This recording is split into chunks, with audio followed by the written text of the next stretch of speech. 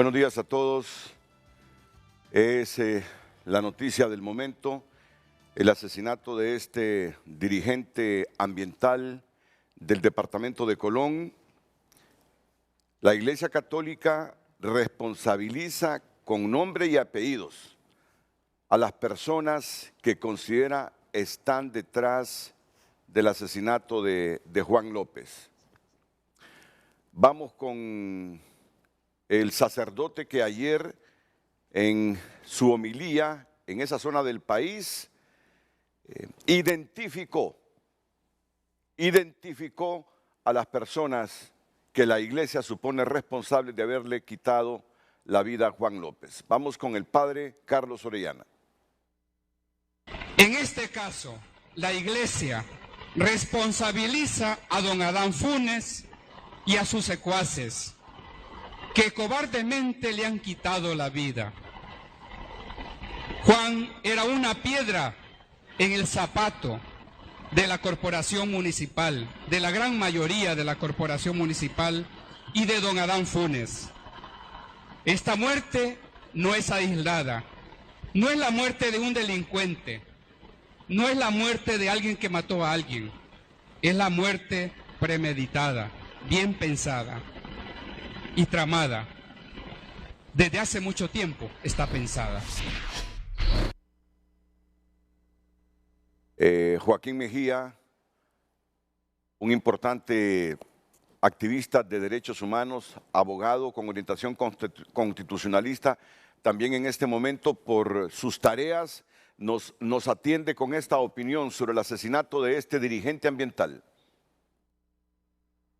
Bueno, en primer lugar creo yo que hay que entender que el asesinato de Juan Antonio López, nuestro querido amigo y compañero, no puede verse desde una perspectiva aislada, sino que se enmarca en un contexto de violencia, de graves violaciones a derechos humanos en el marco de los conflictos ambientales y agrarios que se viven en el Aguán como reflejo de todo lo que pasa en el país. En ese sentido, desafortunadamente, ante la incompetencia y la falta de voluntad política de las autoridades para resolver esos conflictos, tuvimos que solicitar a la Comisión Interamericana de Derechos Humanos medidas cautelares, es decir, medidas de protección en favor de Juan y en favor de todas aquellas personas que son miembros y miembros del Comité Municipal de Defensa de los Bienes Comunes y Públicos de Tocoa.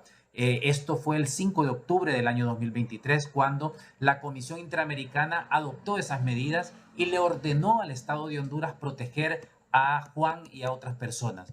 Pero ¿qué fue lo que nos encontramos y qué es lo que hemos visto desde que la Comisión Interamericana otorgó estas medidas cautelares? En primer lugar, una falta absoluta de avances en la investigación, en la implementación de esas medidas que ordenó la Comisión Interamericana al Estado de Honduras. En segundo lugar, una falta de avances sustanciales en investigaciones por los otros asesinatos que se han cometido también contra personas defensoras de los ríos San Pedro y Guapinol. En tercer lugar, hemos visto una falta de avances sustanciales en las investigaciones por las múltiples denuncias que ha hecho el comité en relación con actos de corrupción, abusos de poder y múltiples ilícitos en perjuicio de la zona protegida del Parque Nacional Carlos Escaleras y obviamente en contra de sus fuentes de agua, de la salud, de la vida, la integridad personal de quienes habitan esas comunidades que están siendo impactadas directamente por el megaproyecto extractivo Pinares Ecotec y obviamente también en otras zonas del municipio donde se ha estado impactando.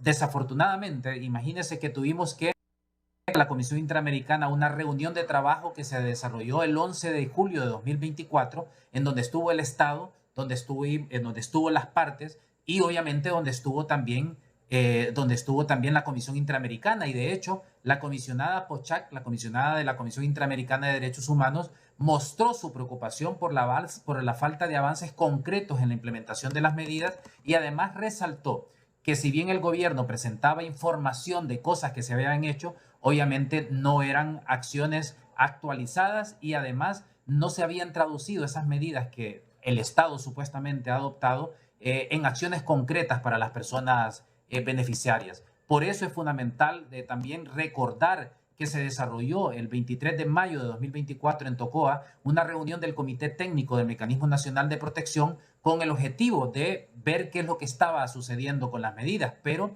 lo que vimos es que el Estado ni siquiera en esa reunión del 23 de mayo, donde se acordaron unas medidas urgentes, ni siquiera esas medidas han sido cumplidas por parte del Estado, porque lo que hemos visto es una falta de debida diligencia de las autoridades hondureñas para implementar esas medidas de protección que ordenó la Comisión Interamericana y que si se hubieran implementado, posiblemente se hubiera evitado el asesinato de Juan. A mí me parece indignante que las autoridades hondureñas en este momento salgan con pronunciamientos y comunicados en las redes sociales condenando el asesinato de Juan y además exigiendo una investigación imparcial. Pero se le olvida al Estado de Honduras, a este gobierno, que la obligación de investigar es el segundo paso. Es decir, cuando se exige la investigación es cuando el Estado ha incumplido su obligación de prevenir. ¿Y qué significa prevenir? Que el Estado tiene que adoptar todas las medidas que sean necesarias para evitar que puedan ocurrir asesinatos de personas defensoras. En este caso, el Estado conocía del riesgo que tenía Juan y todos sus compañeros y compañeras. La Comisión Interamericana le había ordenado al Estado que adoptara medidas y, sin embargo, a pesar de eso, el Estado, el gobierno de la República, a través del Mecanismo Nacional de Protección, no implementó medidas efectivas y ahí está el resultado concreto, el asesinato de una persona noble, de una persona valiente, de una persona defensora de los bienes comunes. En ese sentido, me parece a mí que hay que dejarlo claro. Aquí hay unas responsabilidades clarísimas, hay unas responsabilidades políticas y hay unas responsabilidades que tienen que ver con, por acción u omisión, el asesinato de Juan pudo haberse evitado si el Estado hubiera generado, otorgado los recursos necesarios para que se cumplieran con las medidas cautelares que la Comisión Interamericana ordenó. Y que sepa bien el Estado de Honduras, y en este caso este gobierno, que no nos vamos a quedar de brazos cruzados.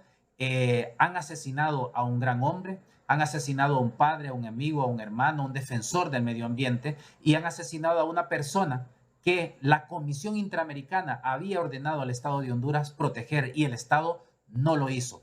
No valen las excusas, no valen las justificaciones. Hay dinero para otras cosas, hay dinero para marchas, hay dinero para los militares, pero no hay dinero suficiente para el Mecanismo Nacional de Protección. Así que me parece a mí que las palabras son vacías cuando ahora, cuando ya ha sido asesinado Juan, se viene a hablar de una investigación para esclarecer los hechos. Claro que queremos una investigación, pero que sea una investigación con un acompañamiento de una comisión internacional, porque hace un año se presentaron denuncias ante el Ministerio Público, ante la Fiscalía, que supuestamente investiga los crímenes contra defensoras, y hasta el sol de hoy, más de un año después, esa Fiscalía, ese Ministerio Público no ha dado ninguna respuesta. Por tanto, exigimos una investigación imparcial, pero con acompañamiento de una comisión internacional.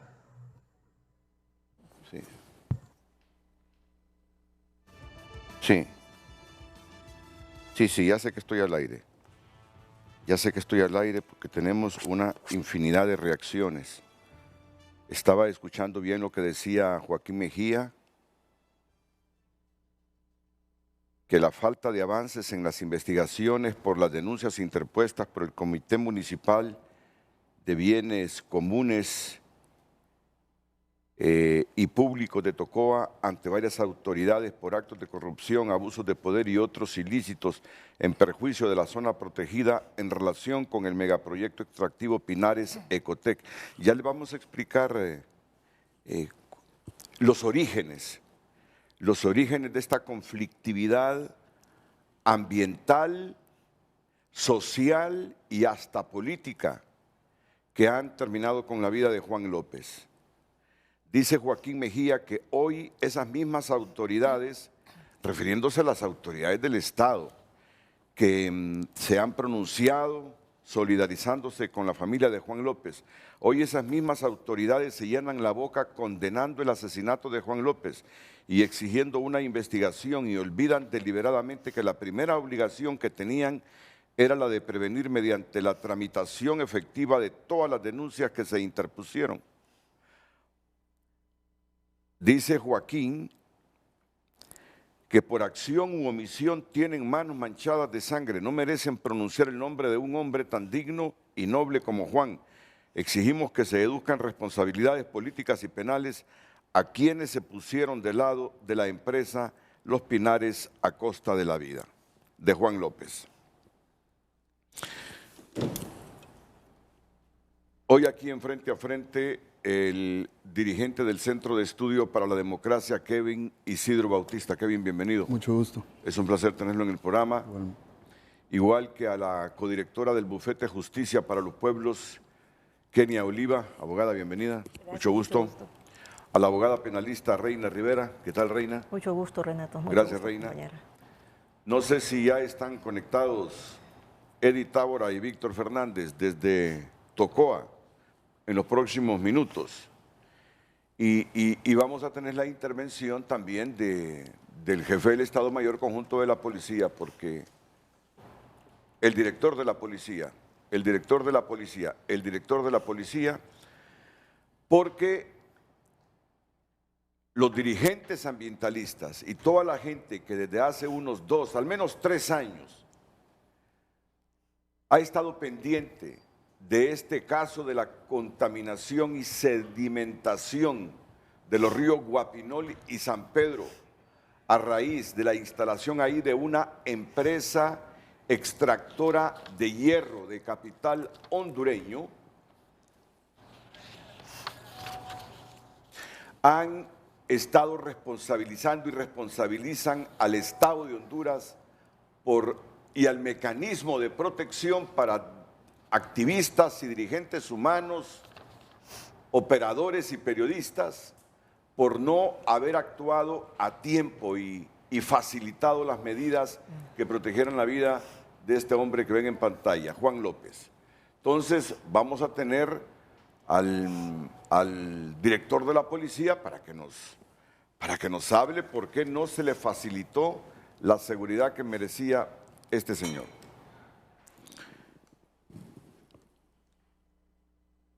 Ya está Víctor Fernández también conectado. Edith Tábora lo hará en los próximos minutos. Saludo a todos, solo déjenme comenzar aquí con los invitados en Tegucigalpa y comienzo con Kevin Isidro. Kevin, ¿cuál es la valoración sobre este asesinato del sábado por la noche en Tocoa? Bueno, que estamos hablando más que de un suceso, de un entramado de corrupción extractiva, que la consecuencia es el asesinato de diversos líderes ambientalistas, ¿no? Ahora estamos hablando de Juan López, pero el año pasado hablábamos del asesinato de Ali Domínguez, Oquelí Domínguez, Jairo Bonilla. Además de esto, en la historia de este caso, pues ya se cuentan más de 32 personas criminalizadas y es importante identificar esto, ¿no? No es un suceso, no es un ataque específico, es el ataque contra un movimiento que trata de reivindicar los derechos colectivos de la ciudadanía del municipio de Tocoa y trata de reivindicar los derechos de la naturaleza sobre el Parque Nacional Carlos Escaleras. También la opinión de la codirectora del Bufete de Justicia para los Pueblos, la abogada Kenia Oliva. Bueno, Renato, buenos días a todos los compañeros panelistas. Realmente es lamentable, lo dijo el padre ayer en la misa, el asesinato de Juan es un acto premeditado, es un acto bien pensado y esto nosotros lo hemos venido denunciando. Desde el momento que fueron criminalizados los compañeros, denunciamos que efectivamente había un plan premeditado para asesinar a los líderes ambientales. Las autoridades lo saben que hay una lista de al menos 10 personas que lo tiene Pinares, que lo tiene Adán Funes, con el propósito de asesinarles. Y para asesinarles impunemente han creado campañas de desprestigio, estigmatización contra ellos, acusaciones.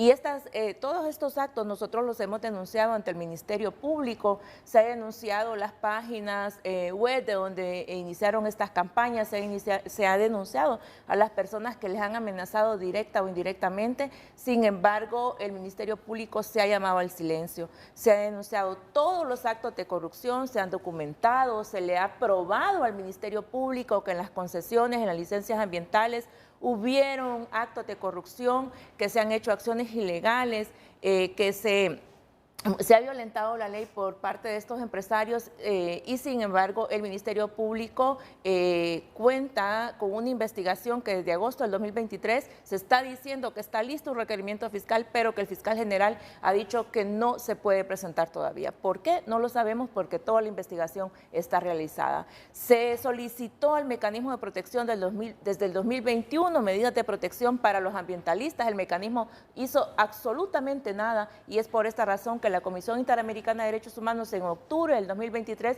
otorga medidas cautelares, que son medidas de protección, y ordena, insta al Estado no solo que proteja la vida y la integridad de estas personas, de 30 personas que estamos en esa medida cautelar, sino que se investiguen las causas del conflicto. Investigando las causas del conflicto y sancionando a los responsables, podemos evitar las muertes y podemos evitar que se sigan cometiendo estos actos de corrupción. Renato, es lamentable que estemos en este momento. En junio de 2022, el 10 de junio de 2022, esto fue lo que publicó Estrategia y Negocios. Proyecto siderúrgico de Ecotec y Los Pinares generará más de 190 millones de dólares en divisas. Las empresas tienen completos programas de protección ambiental y han invertido más de 60 millones de lempiras, 2,45 millones de dólares en obras sociales para beneficio de las comunidades de Tocoa. De todo esto vamos a hablar, de todo esto vamos a hablar. La industria de la siderurgia en Honduras está a pocos meses de que se ponga en marcha un proyecto histórico para el país y Centroamérica en general, provocando un fuerte impulso a la economía nacional. Solo estoy dando antecedentes para que ustedes entiendan cómo se origina esto.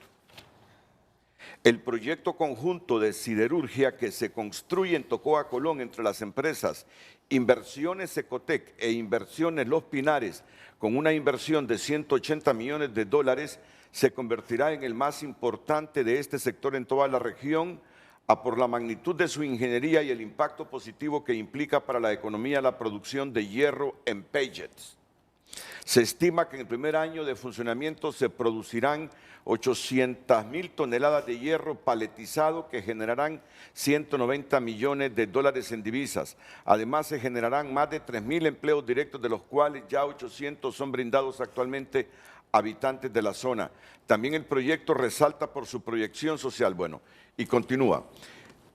Justamente es este proyecto de Pinares y Ecotec lo que generó esta reacción de la gente, de los ambientalistas de la zona, por los problemas hacia los ríos Guapinol y San Pedro, la contaminación de estos ríos, la sedimentación de estos ríos. Yo recuerdo cuando comenzaron las reacciones de estas personas, que sus casas estaban rajando y tantos otros problemas.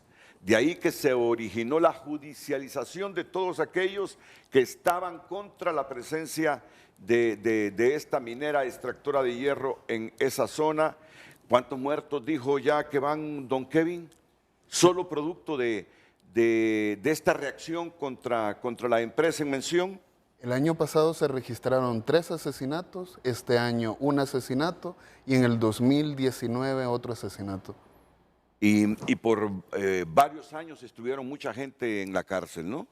Sí, desde el 2018, desde la instalación del campamento por la defensa del agua, que fue brutalmente reprimido y desalojado por un dispositivo de más de 1.500 efectivos militares, pues fue sucedido por un proceso de criminalización, estigmatización, ataques, amenazas.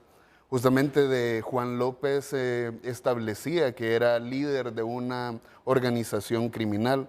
La organización criminal era o es, según el Ministerio Público, el Comité de Bienes Comunes de Tocoa.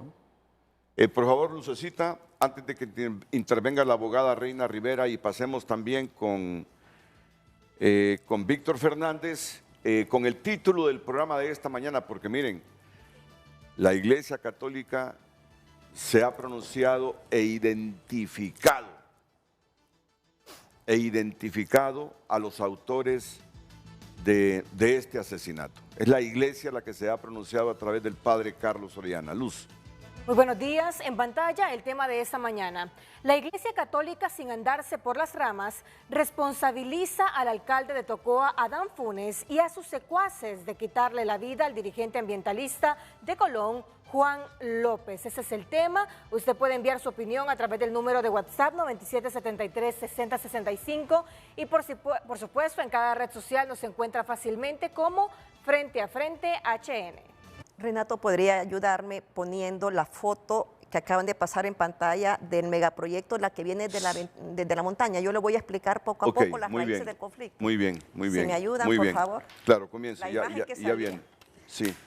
Bueno, el conflicto, el anterior, hay otra ahí que viene de la montaña, que se puede ver el proyecto minero. Es la que viene de la otra, la siguiente. Ustedes la proyectaron, la siguiente, esa va a ser. La siguiente, esa.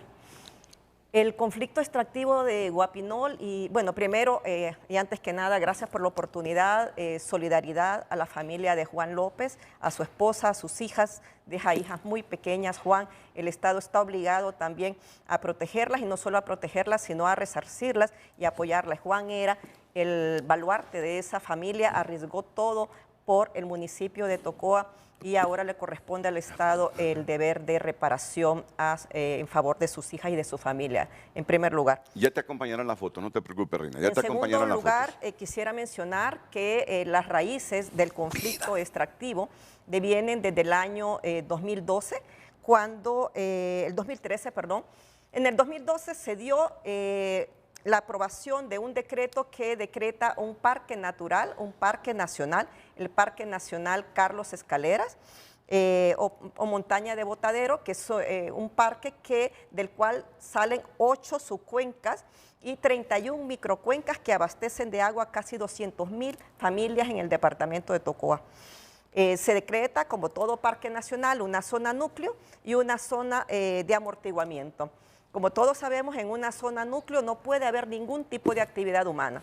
En el 2013, diputados del departamento de Colón introducen al Congreso Nacional un decreto que modifica, que lo que hace es modificar la zona de amortiguamiento. Dicen que van a ampliar el amortiguamiento para proteger el parque, pero lo que hacen es ampliar hasta la zona núcleo, el área donde sí se pueden hacer algunos tipos de actividades controladas, que es la zona de amortiguamiento. Entonces ingresan a la zona núcleo del parque, que es la zona de recarga hídrica de todas estas comunidades y que impacta por lo menos, como mencionamos, en 8 subcuencas de ríos y pequeñas quebradas que abastecen a los municipios alrededor, a Tocoa y a los municipios de alrededor de Tocoa. En esa oportunidad, el decreto 252-2013 es el que permite que se modifique esa zona núcleo para aprobar posteriormente en Injiomín dos concesiones mineras a favor del grupo ENCO, y esas 2 concesiones mineras se ubican en la zona núcleo, que es esa fotografía que estamos viendo allí, y posteriormente en el año 2016, con el pretexto de que se le va a renombrar al Parque Montaña de Botaderos como Parque Nacional Carlos Escaleras, en cumplimiento a la sentencia de un líder ambientalista también asesinado, que ahora el 17 de octubre cumple otro aniversario de su martirio, que era Carlos Escalera. Con el pretexto de cambiar el nombre del parque, vuelven a modificar y ampliar la zona núcleo. Si me deja esa foto, allá arriba en la montaña se observa en la anterior. Entonces, por favor, congelen la foto, traten de sacarla por aparte porque ella está describiendo esa foto. Por favor, bueno, Reina, continúa. En esa zona se aprueban 2 concesiones mineras sin hacer ninguna consulta a las comunidades, estableciéndole una zona de recarga hídrica y derogando ilegalmente en el decreto del Congreso un decreto que no podía ser modificado porque es un área nacional protegida. Es decir, las dos concesiones mineras que se ven allá arriba en la montaña, que es minería a cielo abierto, no debieron haber existido nunca y sin embargo existieron. Cuando inició ese decreto, todo ese conglomerado de empresarial que estaba ahí no había sido construido. En el año 2018, más o menos, 17, las comunidades se dan cuenta de que, bueno, ya venían luchando frente a la minera, pero se dan cuenta que se quiere construir también otro proyecto de paletizadora de hierro, de óxido de hierro, la empresa que usted acaba de mencionar, Renato, en esa noticia que citó, y comienza una lucha en las comunidades, porque esa empresa allí no se mira muy bien, pero está a 20 metros del río Guapinol, y a 20 metros más o menos, bueno, digo más o menos porque no hay una medición exacta, de la comunidad de Guapinol. Una comunidad que más o menos tendrá unas, no sé si más o menos unas 300 familias. Es una comunidad bastante grandecita, yo he podido estar en esa comunidad. Las comunidades empiezan en lucha frente a esos proyectos extractivos, principalmente el proyecto minero, son criminalizadas y ¿sabe cuál fue la reacción del Estado? Modificar en el Código Procesal Penal que puedan ser juzgados los defensores ambientales en los juzgados de jurisdicción nacional en el mismo nivel que el crimen organizado, que el narcotráfico, que el lavado de activos, etcétera. Entonces, los primeros compañeros que son acusados, los primeros 18, Juan es uno de los que primero fue acusado. Ellos se presentaron a los tribunales apoyados por el Bufete de Justicia por los Pueblos, editado ahora, y otros compañeros. Ellos se presentaron y fueron trasladados con una altísima militarización hasta Tegucigalpa, fueron judicializados en la jurisdicción nacional. Ellos después de una semana y por suerte, por una fuerte movilización, lograron su libertad. Los siguientes 32, el siguiente bloque de otros 32 criminalizados, donde estaba Ali Méndez, que también fue, Ali Domínguez, que también fue asesinado, también hicieron lo mismo, hicieron una presentación, pero ellos sí se quedaron presos, por lo menos 8 de ellos estuvieron presos por 2 años, más de 2 años en las cárceles de Honduras y fueron trasladados a una cárcel de máxima seguridad. Es ver cómo este conflicto realmente involucra todas las capas del Estado, el Congreso Nacional aprobando ilegalmente decretos, el Poder Judicial poniendo toda la fuerza del aparato del Estado, la criminalización en cárceles de máxima seguridad de jurisdicción nacional contra defensores ambientales por estar enfrentando ese proyecto extractivo que estamos viendo. Lo último es que después empezó la construcción lo que pasa es que yo creo que los compañeros nunca se dieron cuenta de qué estaban enfrentando. Estaban enfrentando todo ese conglomerado extractivo porque son 7 concesiones las que están presentes en esos territorios. Luego ¿para qué ocupaba ese hierro? Bueno, el hierro lo ocupaban para crear, que se extraía de la zona núcleo, de la zona de área protegida, para alimentar una planta paletizadora de óxido de hierro para el mercado internacional. Se describió que iba a ser la más grande de Centroamérica, pero esa planta paletizadora también no tenía licencias ambientales y no tiene licencia de operación. Y eso es un poco lo que se buscaba en el Cabildo Abierto del 11 de junio por parte del alcalde Adán Funes, de que se aprobara tanto el permiso de operaciones de la planta paletizadora como el permiso de operaciones también de una planta termoeléctrica que se estaba instalando en esos territorios, que es la que se ve como en construcción en la foto. Entonces usted mira, es todo un conglomerado de empresas donde una le sirve a la otra. El argumento era con la planta termoeléctrica que se iba a producir 25 megas de energía que iban a ayudar con todos los apagones que sufre la región norte y particularmente la zona de Tocoa.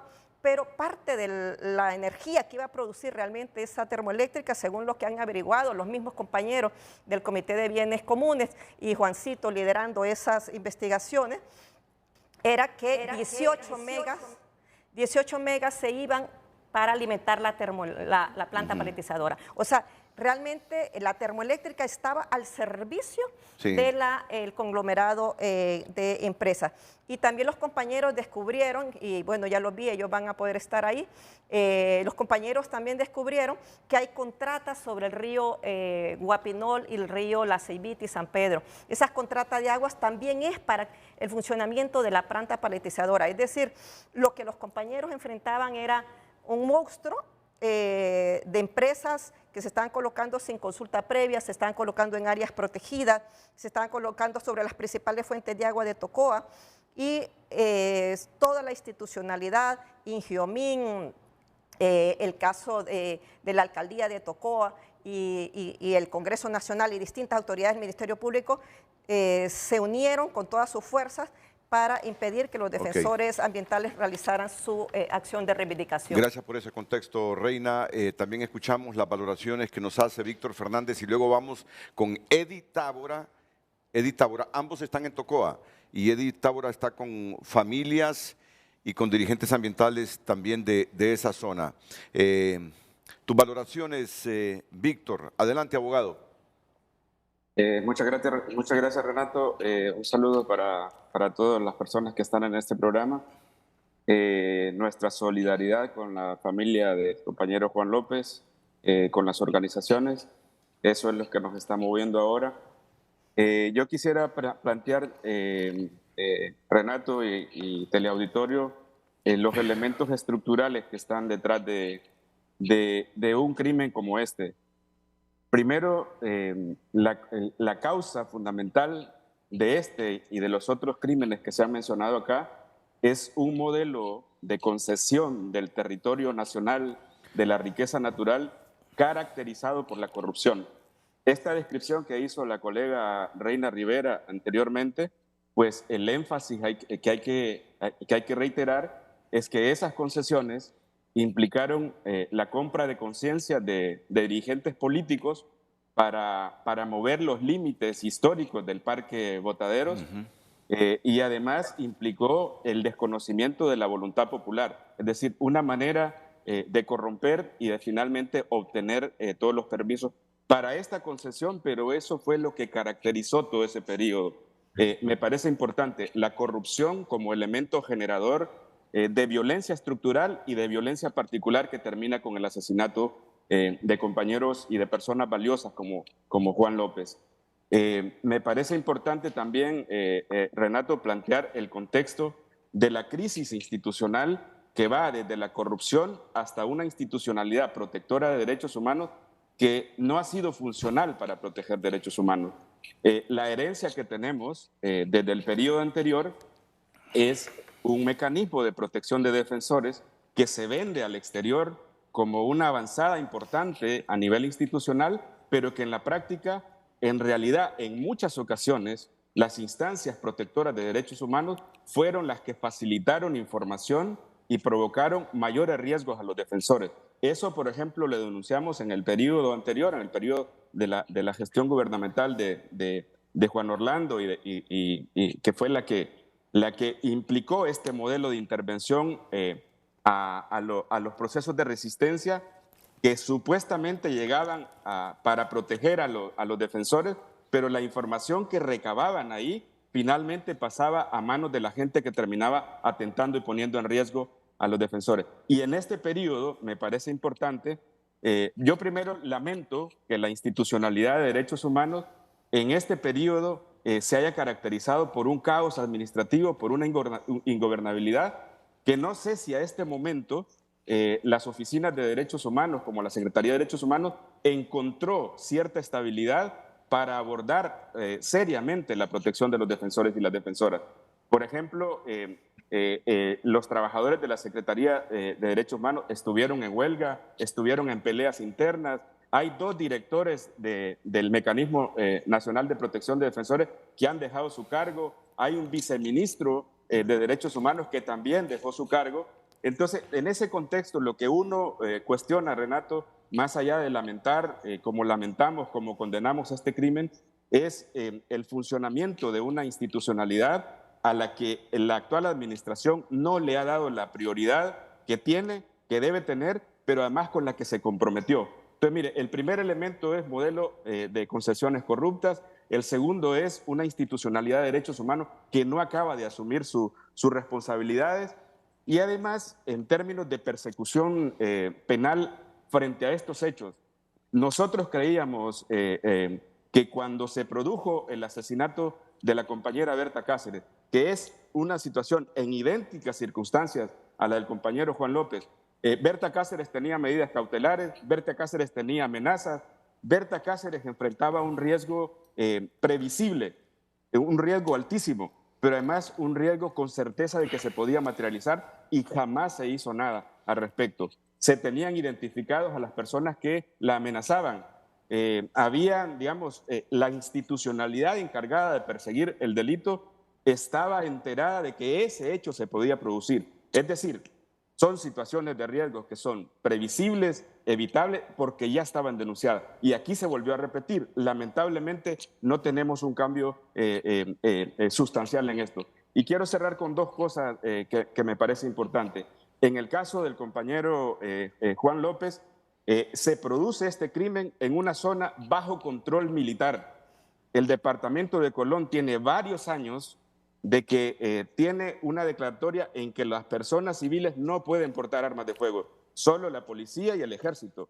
Es decir, ahí hay una responsabilidad directa sobre este y muchos otros crímenes. Por ejemplo, yo soy abogado de la Plataforma Agraria. Nuestro bufete es el abogado de la Plataforma Agraria de la UAM. Junto a estos crímenes, Renato, se han producido el de al menos 10 campesinos en este periodo de la administración de Xiomara Castro. Junto a la Plataforma Agraria hemos denunciado con nombre y apellido las estructuras criminales que están operando al servicio de estas estructuras económicas. Es decir, hay al menos 3 estructuras sicariales con nombre y apellido de quienes las integran y siguen operando impunemente. Esta dinámica, como matan a Juan López, es la misma bajo la cual mataron al compañero Omar Cruz Tomé, dirigente, presidente de una cooperativa campesina, y así han matado a varios de los dirigentes de la zona. Y esas estructuras sicariales que operan ahí jamás han sido tocadas por los órganos de persecución penal. E insisto, es una zona bajo control militar. Cuando uno entra al departamento de Colón, lo que encuentra son retenes militares. A los únicos que al parecer no están controlando es a estas estructuras sicariales. Ahí me parece un tema fundamental. Y cierro esta parte, Renato y teleauditorio. En esa zona de la UAN, porque es una zona notoriamente de riesgo para el ejercicio de derechos humanos, para los defensores de la tierra, hay una unidad del Ministerio Público encargada específicamente de investigar y procurar sanción a los autores de este crimen. Se llama la UNVIVA. Le hemos notificado oportunamente al fiscal del Ministerio Público, al anterior y al actual, al abogado Joel Zelaya, que esa estructura también se convirtió, en lugar de ser una estructura institucional para perseguir a los criminales, a los que están asesinando a los dirigentes campesinos, a los dirigentes ambientales, se convirtió, por denuncia específica de las víctimas, en fuente de información que termina en manos de los sicarios que les están asesinando. Entonces, tenemos unas estructuras protectoras de derechos humanos, de persecución penal, y además unas estructuras económicas vinculadas con una lógica de crimen que yo, de verdad, aquí quiero cerrar con esto. Lo que siento es una enorme preocupación porque no sabemos si vamos a alcanzar justicia en este tipo de casos, pero sobre todo el nivel de impunidad con el que sigue operando esto. ¿Cuánto tiempo nos va a durar la indignación, el escándalo, la atención del Estado para el crimen de Juan López?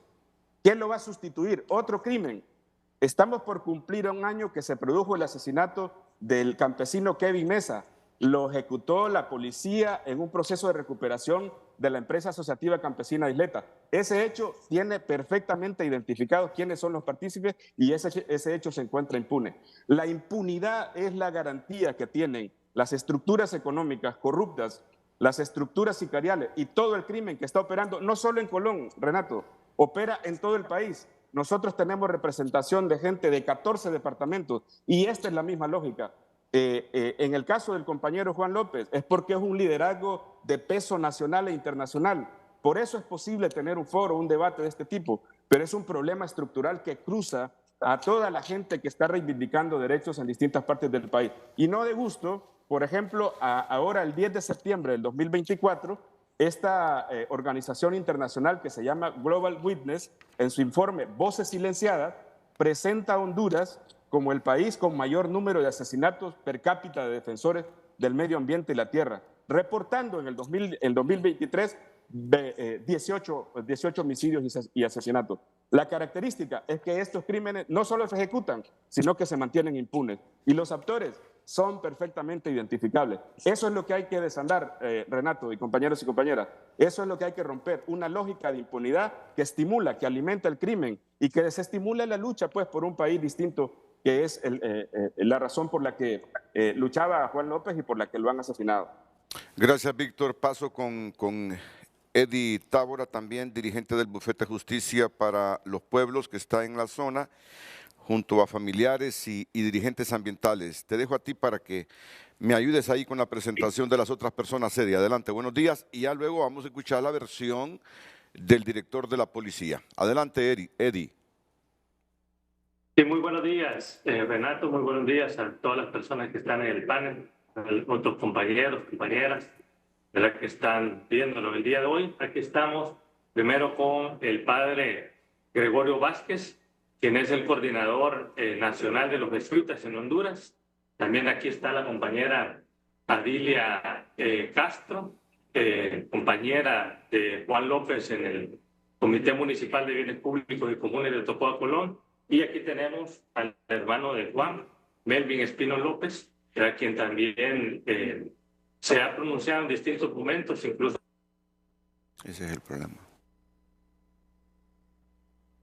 Bueno, debemos entender que estamos vía Zoom y que la interconectividad en algunas zonas no es la mejor, y por eso esta interrupción que sufrimos con Eddie Tábora. Ya vamos a recuperar, espero que recuperemos esta señal. Voy a ir a la pausa comercial, espero tener ya la señal para luego escuchar al jefe de la policía. Damos lectura a sus mensajes. Rosario Martínez escribe: dejémonos de cuentos, la mayoría de muertes a dirigentes ambientales es porque a la empresa privada no le parece que hayan personas en defensa de los recursos naturales, porque a ellos les interesa la explotación sin medida, y hay también algunos actores políticos de la derecha. Roberto Díaz: la muerte sigue viajando por Honduras, aunque las estadísticas dicen otra cosa. Esta muerte se podía haber evitado. Ismael Ochoa: a nivel mundial los principales sectores cuestionables en la afectación ambientalista son minería e industrias extractivas, energía hidroeléctrica, agroindustria, explotación forestal, carreteras e infraestructura. Urge la protección a estos héroes ambientalistas. Joel Antonio Velázquez también comparte su opinión: lo que sucede que las empresas transnacionales y las nacionales se ponen en contra de los dirigentes ambientalistas porque ellos como empresarios son voraces a la hora de explotar los recursos naturales. Son algunas de las opiniones. Continúen enviando sus comentarios. Redes Sociales fue presentada por La Curazao. Credi Oportunidad.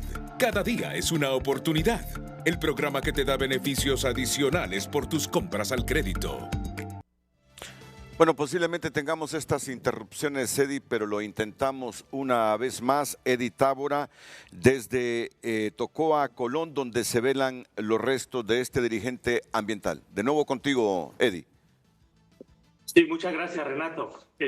Bueno, estábamos planteando, Renato, que estamos aquí realmente con mucho dolor, pero siguiendo las denuncias que hemos hecho en muchos lugares sobre lo que ha ocurrido en este caso, ¿verdad? Estaba planteando que una de las cosas que generalmente hemos estado denunciando es que hay toda una maraña empresarial atrás de estos proyectos. Y en este caso, ¿verdad?, generalmente se habla de la empresa Los Pinares, pero realmente se trata del grupo EMPO, que finalmente tiene dos propietarios, pero que en medio de todo el conglomerado empresarial hay muchas empresas, ¿verdad?, pero son propiedad del señor Leonid Pérez y la señora Ana Facusé. Y una de las cosas que nos preocupa profundamente es que el año 2022, en abril del año 2022, el Instituto Nacional, el Instituto de Pensiones Militares, se volvió socio del señor Leonid Pérez, comprando muchas acciones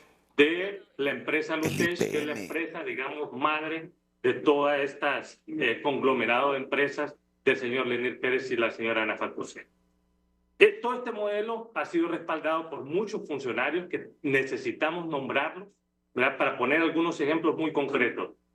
Muchas de las denuncias que se han presentado por las violaciones a derechos humanos que han ocurrido en esta zona en el marco de la implementación de este proyecto minero energético las tiene la Fiscalía Especial para Protección de Defensores. El señor fiscal especial de la Fiscalía, Jerry Valladares, no ha hecho ninguna investigación de todas las denuncias que se han presentado en esa Fiscalía, en primer lugar. En segundo lugar, ejemplos muy concretos. La Procuraduría General de la República tardó 10 meses en mandar un simple oficio con la medida cautelar de la Comisión Interamericana de Derechos Humanos al mecanismo de protección. Jamás se nos comunicó, por más que habíamos interactuado a través de informes, a través de la CIDH con el Estado, nunca se nos notificó que la medida cautelar no había sido enviada de la Procuraduría General de la República al Mecanismo Nacional de Protección. 10 meses, cuando solo era un oficio que había que remitir. En junio, el director del Mecanismo Nacional de Protección, el señor Rodolfo Zamora, en una reunión aquí en Tocoa, nos manifestó que no se había operativizado, para justificarse, manifestó que no se había operativizado la medida cautelar porque no se había remitido ese oficio de parte de la Procuraduría. Luego, el día de ayer, la señora ministra de Derechos Humanos dijo que Juan López había rechazado un vehículo blindado. Eso es una total mentira.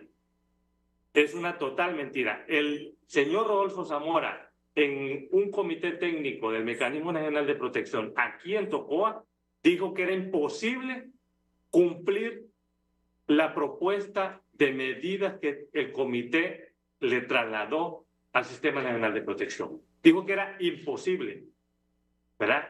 La medida básica que habían implementado desde hace muchos años era la de enlace policial, pero eso no funciona absolutamente para nada, ¿verdad? Hay que decir, aquí está el señor director de la Policía Nacional, ¿dónde están las sanciones a los policías a nivel administrativo que hemos presentado ante la Policía Nacional? ¿Dónde están las investigaciones? ¿Dónde están las sanciones? Tenemos acreditado que el año 2018, entre agosto y enero del 2019, la Policía Nacional hizo una intervención a través de la Dirección de Inteligencia para perfilar y vigilar permanentemente a todos los líderes del comité, y están acreditados porque presentaron en el expediente judicial un perfilamiento de parte de esta oficina de inteligencia de que Juan López era el jefe de la banda de los contramineros en Tocoa, Colón, así les denominaba. ¿Dónde están las investigaciones? ¿Dónde? ¿Verdad? También es importante decir que el director del Mecanismo Nacional de Protección nos expresó que, y hacemos la pregunta, ¿por qué el mecanismo de protección a funcionarios públicos sí funciona? Tiene más de 300 millones asignados. ¿Por qué sí funciona? No es una cuestión de dinero, es una cuestión de voluntad política. Y una cosa más, a Juan lo asesinaron porque no hubo la capacidad y el interés político para hacer una intervención real cuando se denunció. En septiembre del año pasado, el comité, después de muchas gestiones, se logró acceder al ministro de la Presidencia, el señor Robo Pastor. Y ahí se planteó una intervención integral de todas las instituciones del Estado para hacerle frente, principalmente para hacer un control de daños de lo que podía ocurrir, y que en ese momento, Renata, hay que decir, había uno de los líderes importantes, voceros del movimiento, que se llama Reinaldo Domínguez, que fue desplazado junto a 40 personas de su familia. Reinaldo le asesinaron a 2 hermanos en enero y junio del año 2023. A Reinaldo lo iban a asesinar. Se puso en conocimiento de las autoridades, y de los 2 asesinatos del compañero Reinaldo Domínguez, de los hermanos de Reinaldo Domínguez, la investigación de los autores materiales estaba en 1 semana. y se tardaron más de un año en presentar los requerimientos fiscales. Uno de los agentes de investigación a nosotros nos manifestó que los requerimientos fiscales no habían sido presentados porque las altas autoridades de la Policía Nacional no habían querido, junto con las autoridades del Ministerio Público. Nosotros les preguntamos por qué, si 48 horas después la investigación estaba concluida, ¿por qué no se presentaron los requerimientos fiscales? Y nos dijo que eso era un asunto de las altas autoridades de la Policía Nacional y del Ministerio Público. Así que aquí hay mucha tela que cortar, Renato. Se han presentado denuncias contra todos los funcionarios públicos, fiscales, jueces, secretarios de Estado de Serna, regidores municipales, policías, de todas las escalas, Renato, de todas las escalas. Desde el año 2018 a la fecha, hemos hecho una investigación profunda de todas las ilegalidades que se han presentado. Se utilizaron actas de la Municipalidad de Tocoa, Colón, para justificar cabildos abiertos que nunca se realizaron. Ahí están presentadas. El fiscal general, según lo que la Fiscalía nos ha dicho en agosto del año pasado, los requerimientos fiscales contra Lenir Pérez y otros directivos de la empresa estaban redactados. ¿Por qué no se han presentado? Estaban redactados, Renato, por daños ambientales. Y también están redactados los requerimientos fiscales contra la Corporación Municipal de Tocoa por la falsificación de actas. ¿Por qué no se han presentado, Renato? Esas son las preguntas profundas que hay que hacernos. Cuando el Estado dice, asumimos la responsabilidad, ¿cómo? ¿Cómo? El compañero está aquí, asesinado. Pero no solo él está corriendo riesgo, Renato. Los compañeros y compañeras que están aquí hoy pueden ser asesinados. Hoy. O sea, aquí la gente está en una situación de terror, Renato.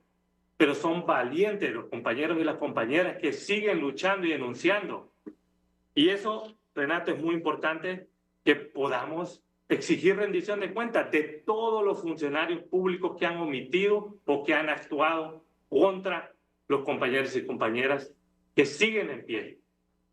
Preséntame al padre, por favor, Eddie. Sí, el padre Gregorio Vázquez es uno de los sacerdotes que estuvo a la par de Juan durante mucho tiempo y el Comité Municipal de Bienes Comunes y Públicos de Tocoa, y es el actual coordinador de los jesuitas en Honduras. Gregorio Vázquez.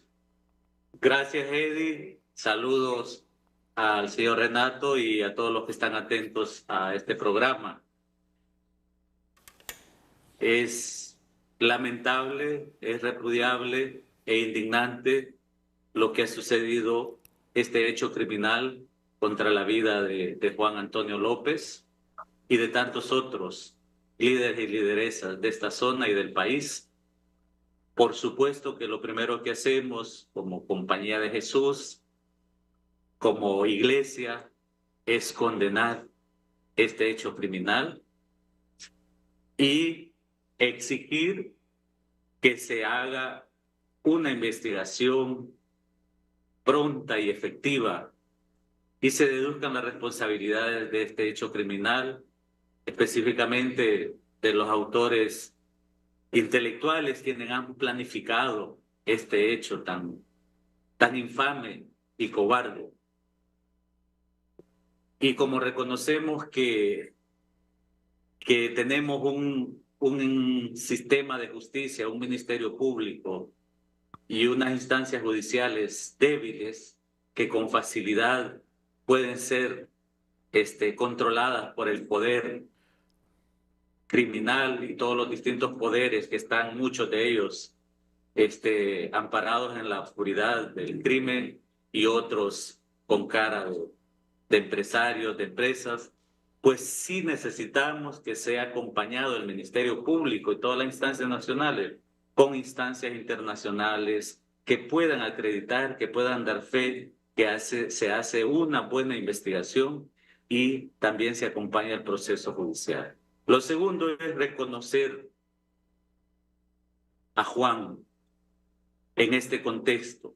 Lo reconocemos básicamente por el gran defensor de derechos humanos y ambientales y regidor de esta municipalidad de Tocoa. Pero detrás de ese hombre que tenemos ahí hay un sustrato de fe, de humanidad, de compromiso. Por eso, como lo decíamos ayer en la Eucaristía, agradecemos de Juan López, el amigo, el hermano, el compañero, esa manera tan tierna y firme en su lucha por la justicia, los derechos ambientales y territoriales. Agradecemos de Juan esa lucidez, esa inteligencia en el sentido amplio, pero a la vez la humildad con que llevó su vida de lucha y de servicio. Y sobre todo su palabra bien argumentada, hablada y escrita, y con una vida coherente. Agradecemos eso, y con eso va nuestra gratitud a su familia y nuestra solidaridad a todos sus amigos y amigas. También pedimos, Renato, a las autoridades, no solo la investigación de este crimen, sino también que se asegure, que se garantice la seguridad de todos los líderes y lideresas defensores de los derechos humanos y ambientales de esta zona y de todo el país. Porque, como ya lo decía el abogado Eddie, hay muchas personas en riesgo. Y las luchas por las que Juan le arrebatan su vida siguen tan vigentes, tan urgentes y tan graves como hace muchos años, 2017 o 2013, que comenzó todo este proceso, como bien lo reseñó la abogada Rey. Correcto. Antes de escuchar a Melvin Espino, el hermano de Juan López, aquí tenemos preparada una de las citas que hemos recogido de las muchas intervenciones que en los últimos años tuvo Juan López. Vamos con él, por favor.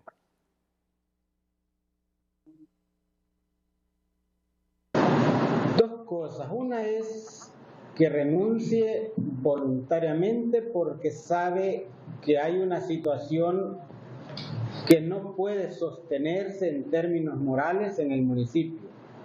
Segundo, en caso que no fuera así, depende de la fuerza popular que lo obligue a renunciar porque ya no es en estos términos la persona indicada para dirigir los destinos del municipio. La conducta mostrada por el alcalde sigue un proceso administrativo, quién sabe si judicial, y eso es asunto de los entes competentes del Estado. Estamos exigiendo y exigiéndonos a nosotros mismos trabajar por la transparencia, y en este caso lo que sí tenemos es la obligación de exigir la renuncia y que siga el debido proceso que el derecho corresponde para él o para quienes tengan responsabilidades administrativas. Juan López exigiendo la renuncia del alcalde de Tocoa, Adán Funes, del que la iglesia responsabiliza a él y a sus secuaces, decía el padre Carlos Soriana, de haberle quitado la vida a Juan López. El hermano de Juan López, sabemos el momento difícil y de riesgo que corre él y toda la gente que defiende ahí los ríos Guapinol y San Pedro y toda esa zona de Tocoa, donde se ha instalado esta empresa. ¿Cuáles son los sentimientos que priman más allá del dolor por haber perdido a un familiar? Y esa denuncia que hay hoy de la iglesia y de muchos hondureños de que están responsabilizando al alcalde de ese municipio del asesinato de Juan López. Adelante, don Melvin Espino. Buenos días, Renato, y a todos los que están en la mesa principal. Nosotros como familia, pues, vamos a hacer una pequeña reseña. Nosotros provenimos de una familia humilde, trabajadora, de allá del campo, que siempre hemos trabajado la tierra. Pues nos venimos hacia Tocoa y aquí hemos realizado parte de nuestra vida desde niños y hemos sido una familia muy luchadora, pero llena de dignidad a la vez, con conceptos claros de la vida y de lucha también. Y en este caso, Juan López, pues un joven muy proactivo, desde niño, luchador en todos los campos de la vida, alegre, con bastante sentido del humor, disfrutaba la vida, amaba la vida, Juan López, mi hermano, así como nosotros, la familia, cada día luchamos y en todos los campos que nos toca luchar, hemos luchado y aquí seguimos, un hombre muy dedicado a la lectura, a la iglesia. Él viene de una institución que se llama Instituto Hondureño de Educación por Radio, porque no hemos tenido las oportunidades que puede tener la mayoría de alguna parte de la población hondureña. Y de ahí hemos salido luchando contra todo, contra ese sistema político que nos han implementado en Honduras, que es muy favorable a una élite, pero muy complicado para la mayoría de la población hondureña, porque no tenemos acceso a los bienes de salud, de educación, que son los básicos. Entonces, de ahí viene Juan, estudiando, un autodidacta, estudiando a distancia, porque las oportunidades para nosotros han sido mínimas. Nos ha tocado luchar, como le decía anteriormente, en todos los campos. Y de allí viene él nutriéndose con bastante lectura, con la palabra de Dios, que nunca lo dejó de lado. Él desde niño fue muy dedicado a las cosas de Dios. Siempre le puso la prioridad a la iglesia, porque sus principios ahí se arraigaron. Muy comprometido con la familia, con la sociedad. Luchaba por todos. Él no fue un hombre que buscaba intereses personales como dinero, lujos, bienes, no. Él luchaba más que todo por un ambiente sano, luchaba, como le decía, por la vida, porque cuando luchamos por la vida, pues es lo más bonito para un ser humano, está al servicio de los demás. Él vivió su vida para servir a los demás, no vivió una vida para sí mismo. Un hombre de hogar, muy apreciado por toda la gente acá en Colón, a nivel nacional e internacional. Sabemos en el lugar en que estamos, sabemos las condiciones en que estamos, de mucha inseguridad, de zozobra, eso lo sabemos, pero aún así nosotros hemos luchado, seguimos luchando y aquí seguiremos luchando hasta que Dios determine, o la élite que gobierna acá con la mafia, pues digan lo contrario.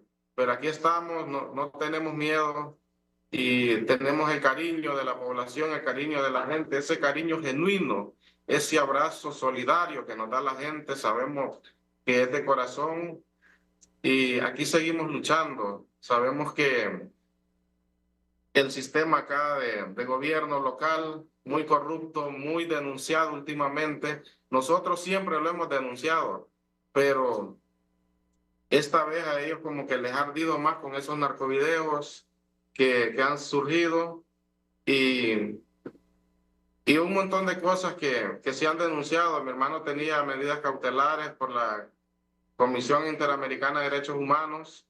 Habían denuncias, han habido denuncias como familia para buscar protección, pero esas medidas nunca han llegado, esa protección nunca llegó.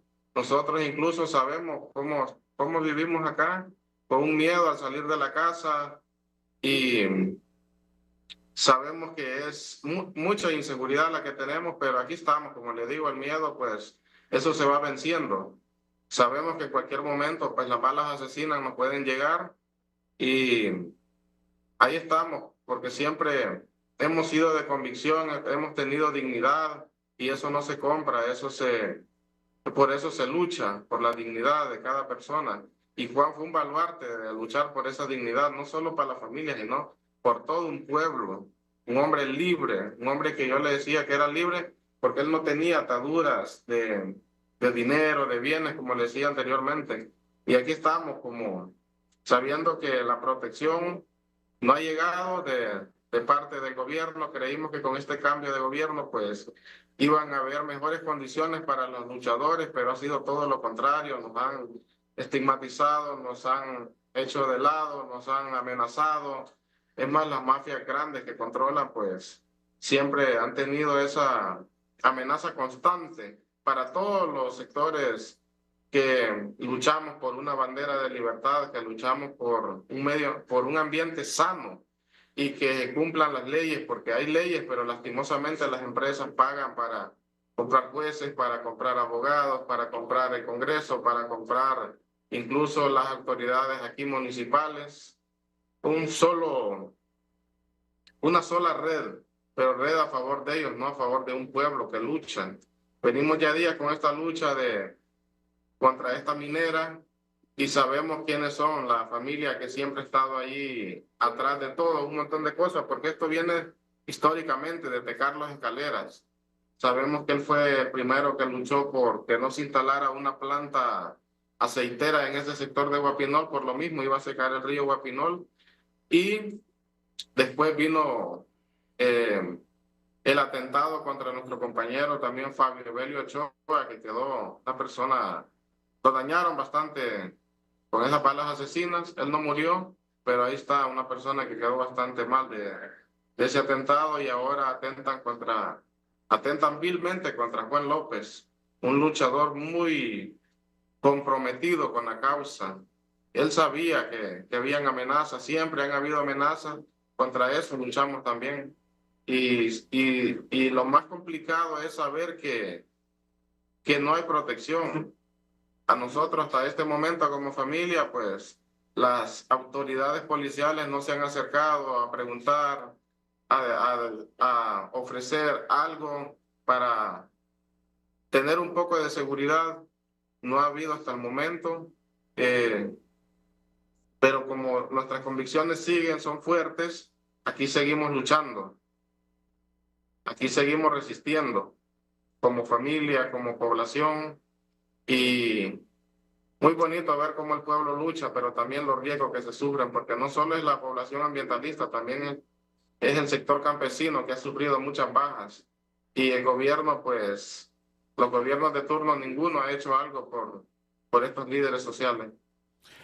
Bueno, muchas gracias, Melvin Espino. Solo permítame que tengo que ir a una pausa comercial, ya voy a escuchar a Dilia Castro, pero antes tengo al director de la policía. Después de escuchar todas estas opiniones, Reina, ¿sabe lo que percibo? Es una colusión. Es una colusión de los intereses de la narcoactividad con políticos, con algún sector privado, que ponen al servicio la institucionalidad para esos intereses. Y mira, y que cuando digo con sectores políticos, sin importar ideologías, se ha demostrado en este país. Se ha demostrado. Yo les he dicho siempre, yo creo en el desarrollo sostenible. Tenemos riqueza, hay que explotarla, pero sin dañar el medio ambiente, sin dañar los ríos, sin sedimentar los ríos. ¿De dónde va a conseguir el agua la gente entonces? Yo siempre he creído en ese concepto del desarrollo sostenible, pero sin afectar el medio ambiente, los recursos hídricos, sin que esa supuesta explotación de la riqueza natural para generar riqueza afecte los intereses de las personas que viven en esas comunidades. ¿De qué nos sirve una minera si las aguas se van a dañar y contaminar y luego la ingerimos para afectar nuestra salud? ¿De qué sirve ese desarrollo si los ríos se van a secar y la gente de dónde va a conseguir agua? Yo siempre he manejado ese concepto, pero tengo claro que lo que está pasando en Honduras es una perversa colusión de algunos intereses económicos, con intereses de la narcoactividad, con intereses de políticos, sin importar si son de izquierda y derecha, para tener hoy lo que tenemos.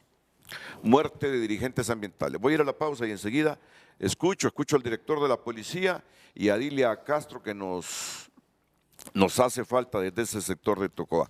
También sigue conectado Víctor Víctor Fernández. Auge en narcotráfico marítimo por Honduras, punto clave en ruta hacia Estados Unidos y Europa. Usted encuentra los detalles de esta noticia en Tu Nota. Ingrese ahora mismo en Auge, narcotráfico marítimo por Honduras, punto clave en ruta hacia Estados Unidos y Europa.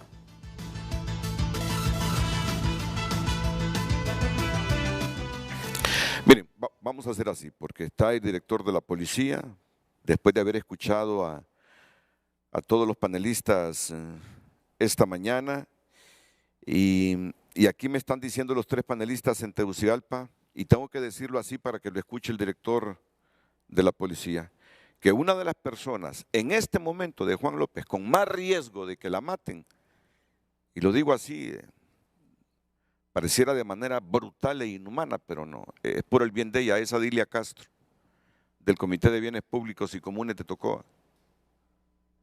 Adilia necesita la protección del Estado de Honduras de inmediato.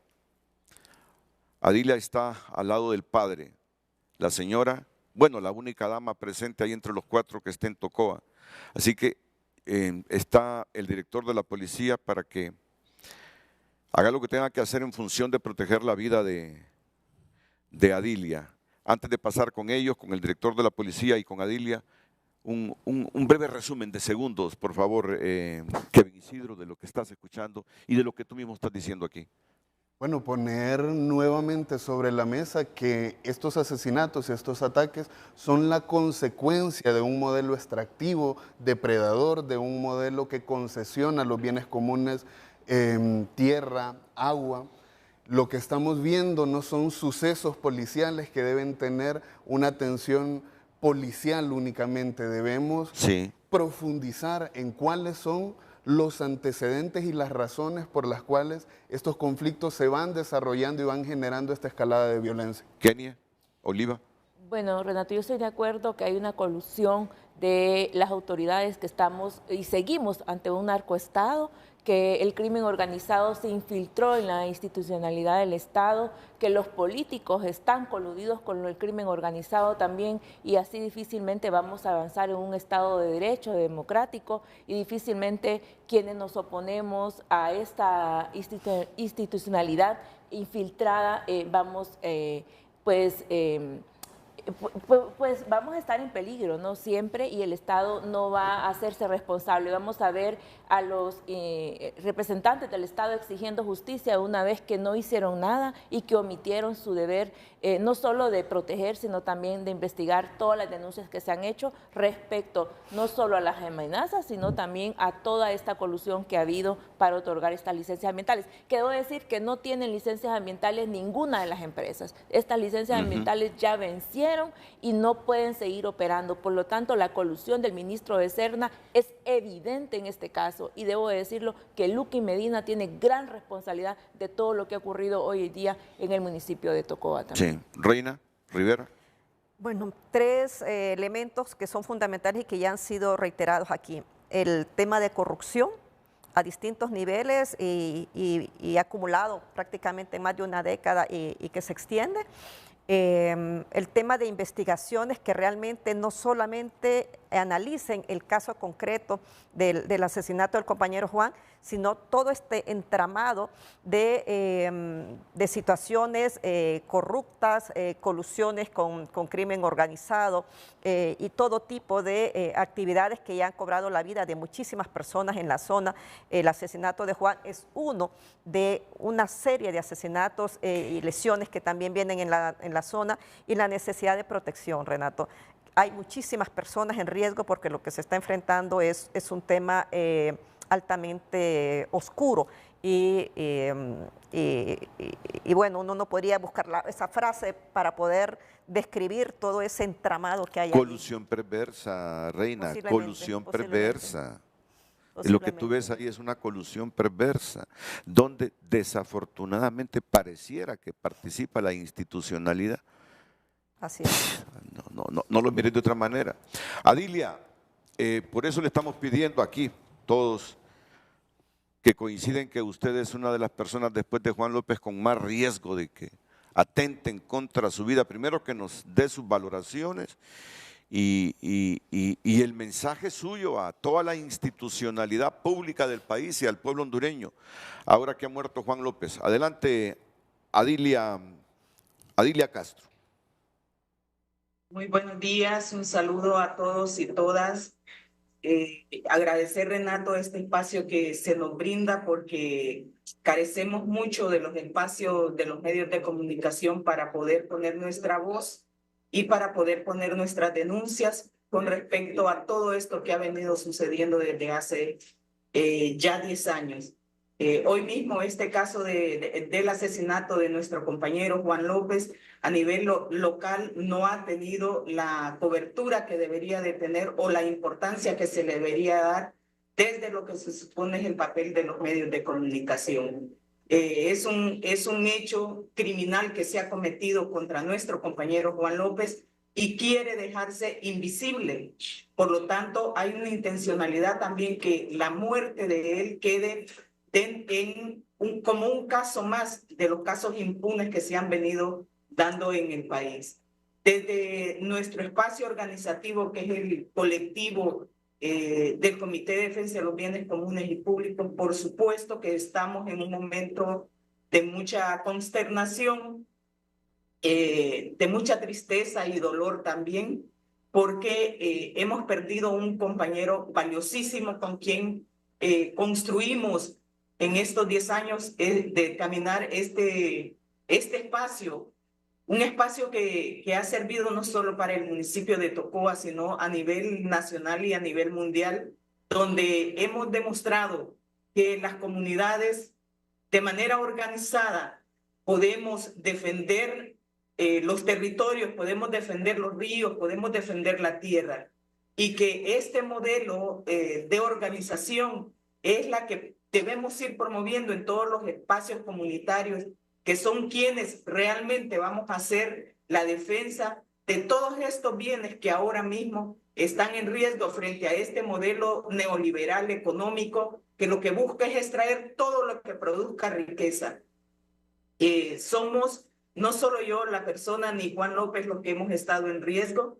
Ya comentaban anteriormente los compañeros, ya han sido asesinados, al menos como miembros de este colectivo, 3 personas y desplazadas más de 40 personas que van ya en este momento, solo del año pasado para acá. Así que eso debe de decirle al Estado de Honduras el nivel de riesgo en que estamos como comunidades y organizaciones, que no solo nos oponemos por oponernos, sino porque somos las comunidades que vivimos aquí, que existimos en este territorio y que queremos seguir existiendo en este territorio.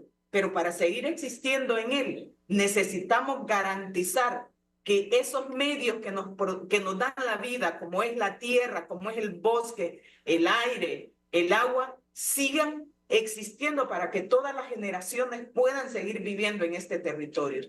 Nosotros no queremos estar obligados a tener que emigrar. No estamos buscando a tener que estar exiliados en ningún otro país, porque este es nuestro país, esta es nuestra comunidad, este es nuestro territorio y aquí queremos vivir.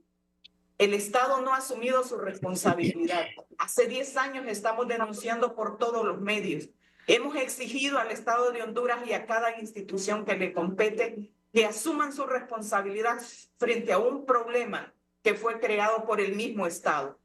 La concesión de esa zona protegida la entregó el mismo Estado a las empresas extractivas que estaban en busca de los recursos naturales que existen en esa montaña.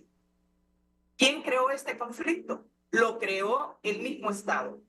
El Estado se confabuló a través de todas sus instituciones. Antes era Mi Ambiente, que permitió que avanzara este proyecto. Estaba el IGIOMIN, que otorgó las contratas mineras para que pudiera avanzar este proyecto.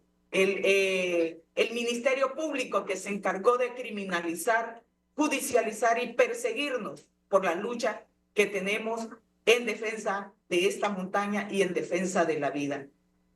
En este momento no se trata solo de la vida de Juan, se trata que quieren sentar precedentes y decir que si continuamos en esta lucha que tenemos, lo mismo nos va a pasar a todos los que continuemos luchando, defendiendo y poniendo nuestra voz y nuestra denuncia. A nivel nacional, quieren callarnos. Quieren decir que con la muerte de Juan, este movimiento o esta lucha se va a terminar. Pero yo creo que se equivocaron. Esta lucha no se termina. Esta lucha continúa igual o con mayor presión que lo que hemos venido haciendo anteriormente. Juan era miembro de este colectivo y era una persona muy importante.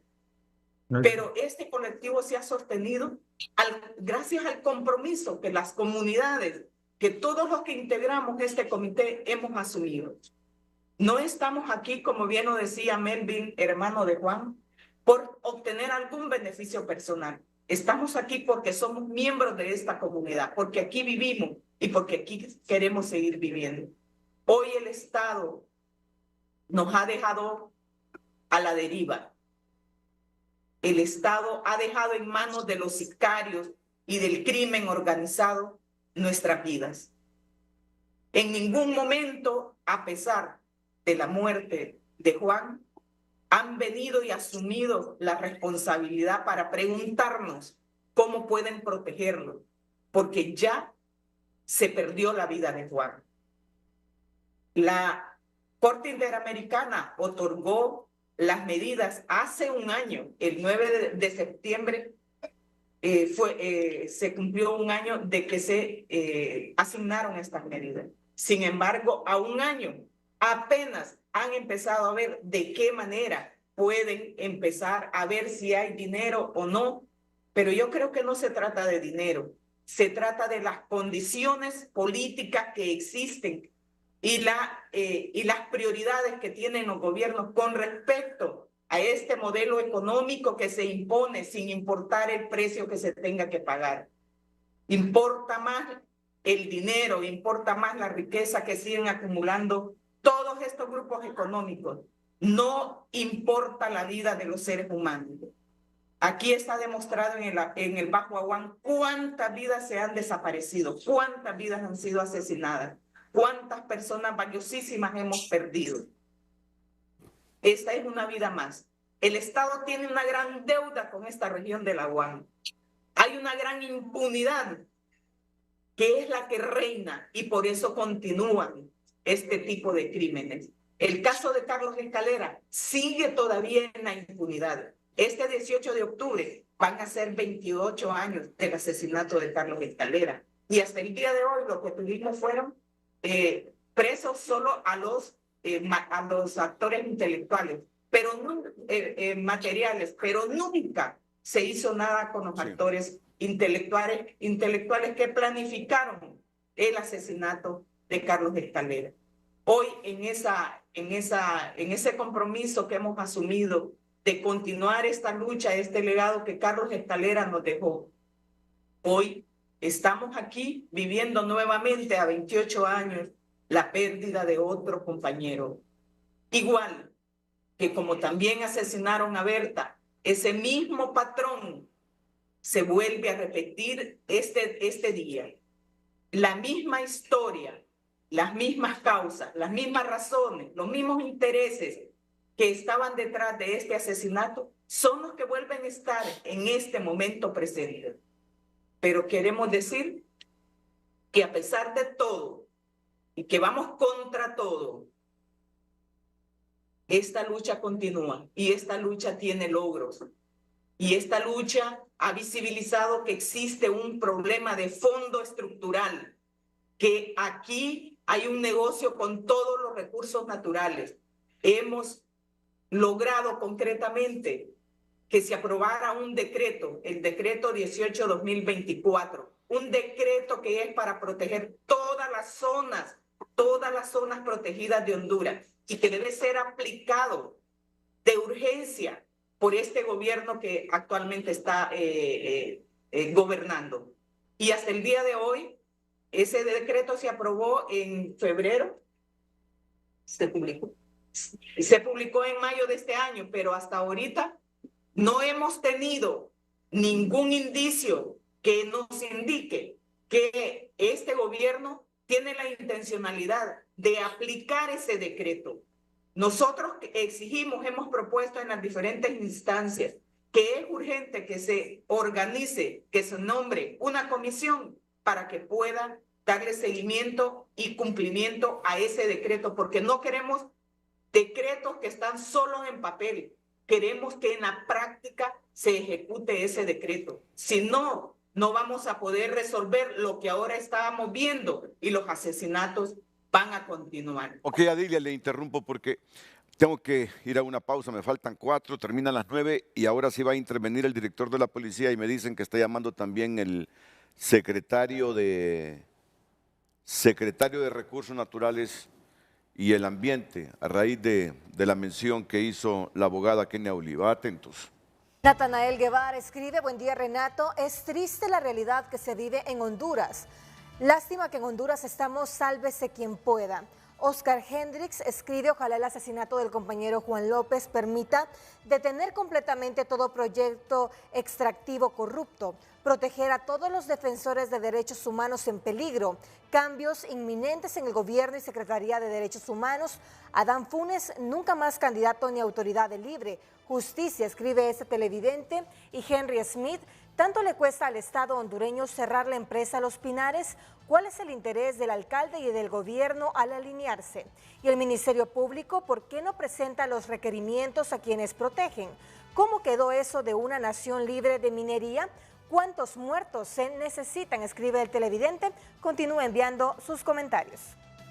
Redes Sociales fue presentada por La Curazao. Credioportunidad.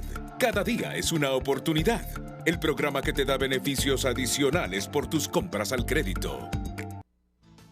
El director de la policía, el comisionado Juan Manuel Aguilar Godoy, ha estado aquí escuchando la participación sentida de todos los presentes aquí en el set y en Colón. Víctor, que ya está por llegar a Tocoa, Víctor Fernández, y que tendrá una última participación.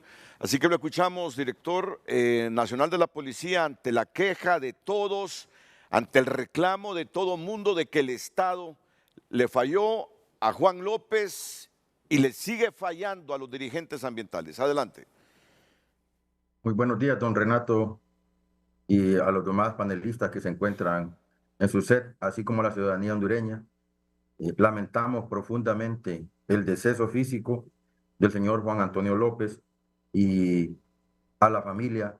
Yo sé que la investigación, aunque la terminemos y todo, don Renato, no vamos a devolver la vida a este valioso hondureño. Y le pedimos las disculpas del caso en algunas situaciones que se han dado, pero hay ciertas cosas que yo tengo que aclarar, don Renato. Primero, a la señora Adilia Castro. Ella está, como lo está estableciendo, en un riesgo. La ley, don Renato, no me faculta a darle esa protección. Para eso hay un mecanismo de protección. Yo tengo que hacer un análisis de riesgo temporal que ya lo ordené para darle seguridad a ella. Por eso es que yo, en muchas de las actuaciones que he tenido, don Renato, yo critico que hay mucha gente, pero mucha gente a nivel nacional que anda con medidas de seguridad que no las necesitan y se las he quitado a un montón de gente en base a resoluciones que hemos emitido. ¿Por qué? Han abusado de esta situación que el Estado le da para proteger su seguridad. Entonces se las hemos quitado y he sido denunciado por eso, porque hay gente que ha aprovechado ese mecanismo de seguridad para andar con personas de seguridad que no le corresponden y dejamos a este tipo de personas sin seguridad. Por otro lado, don Renato, a la señora Adilia Castro le sugiero, yo voy a llamarla personalmente para ponerme en contacto con ellos, y también, no solo con la señora Adilia Castro, sino con el grupo que ha sido beneficiado de una medida de protección, que hasta la fecha yo tengo, que son 3 medidas de protección: incrementar los patrullajes policiales en la aldea de Huapinol y zona central de Tocoa, Colón, según lo acordado por el Comité Técnico del Mecanismo de Protección, que es en base a la medida MC 137-23, y poner un enlace policial para poder comunicarse con ellos si existe alguna situación de riesgo. Y el tercer punto que nos dieron instrucción es asistir a reuniones importantes con representantes de derechos humanos con el fin de socializarse, así como lo estableció el abogado Eddie Tábora. En relación a lo que mencionó el abogado Eddie Tábora, don Eddie, quiero decirle que lastimosamente no tenía conocimiento. Soy un desconocedor de las denuncias que usted ha planteado en situación que en el año 2017 y 2018 no estaba como director de la Policía Nacional. Le pido el favor, muy amablemente, don Eddie, que si usted me hace llegar esas denuncias contra esos funcionarios policiales, vamos a volverlas a retomar y darles el tratamiento que el derecho penal establece, así como la normativa vigente en la policía. Don Eddie, usted como abogado sabe bien que también fue fiscal, quien presenta los requerimientos fiscales no es la Policía Nacional. Quien presenta los requerimientos fiscales es el Ministerio Público. A nosotros el Ministerio Público nos da una resolución investigativa, un auto de resolución investigativa, nosotros investigamos y después de la investigación presentamos un informe investigativo. De ahí en adelante el procedimiento penal le corresponde al Ministerio Público saber si dará o no dará el requerimiento fiscal al órgano jurisdiccional. Entonces, eso es en base a lo que estableció don Eddie, a la estimada abogada Reina Rivera. Yo quisiera expresarle que lastimosamente hay muchas situaciones que se presentan en la cual la Policía Nacional no tiene nada que ver en algunos de estas medidas de protección. Y se lo voy a hacer muy simple. A nosotros nos llega la medida de protección y nosotros le damos cumplimiento de acuerdo a nuestras capacidades operativas, administrativas y funcionales. Y quiero ser muy enfático. El mecanismo de protección, ellos nos dieron estas medidas de seguridad en la cual no iba una escolta policial, no iba un vehículo de seguridad para él, solo nos dieron esos tres aspectos. Primero, acompañamiento policial cuando se den reuniones. Segundo, un enlace policial y darle el mayor patrullaje a la aldea Guapinol y zona centro de Tocoa. Esas son las tres medidas que nosotros tenemos. Entonces hay ciertas situaciones donde quien garantiza que se den ciertas medidas es el mecanismo de protección. El mecanismo de protección hace su resolución, le envía a la Policía Nacional y nosotros le damos cumplimiento de acuerdo a las capacidades técnicas, operativas y administrativas que nosotros tengamos. Por ejemplo, nosotros no tenemos la potestad, como policía, como director de la Policía Nacional, yo no le puedo asignar un carro blindado a nadie. Lo único que tengo son patrullas, RPM, motocicletas y funcionarios policiales. Pero la investigación como tal, don Renato, desde aquí desplacé un equipo el mismo día, a las 7:40 de la noche que me informaron de que se había presentado este hecho criminoso. A las 20:40, perdón, don Renato, yo desplacé un equipo y asigné directamente al director nacional de investigaciones y a más de 20 funcionarios policiales para que le fueran a dar el tratamiento debido a la situación que en este momento nos lleva a este frente a frente. Y créame, don Renato, aparte de eso, hay una estrecha coordinación con la institucionalidad de la Fiscalía. Ellos nos asignaron un fiscal especial para hacer todos los procedimientos policivos necesarios en el área donde se dio el hecho criminoso. Llevamos desde Tegucigalpa toda la funcionalidad de las dos instituciones. Sí, sí. Dígame. Gracias, gracias, comisionado. Solo permítame unos segundos. Tú vas camino para Tocoa, Víctor, te dejo brevemente porque cada uno de los panelistas quiere dar un mensaje final y ya tengo escaso tiempo. Comienzo contigo, Víctor Fernández. Adelante. Sí, la primera reacción, Renato, es que, como lo plantea el comisionado, eso es lo que conduce a no entender que hay una responsabilidad de Estado. Es decir, no hay que dividir la responsabilidad. Frente a este tema, lo que plantea es una emergencia permanente en materia de derechos humanos y debe afrontarse integralmente como Estado.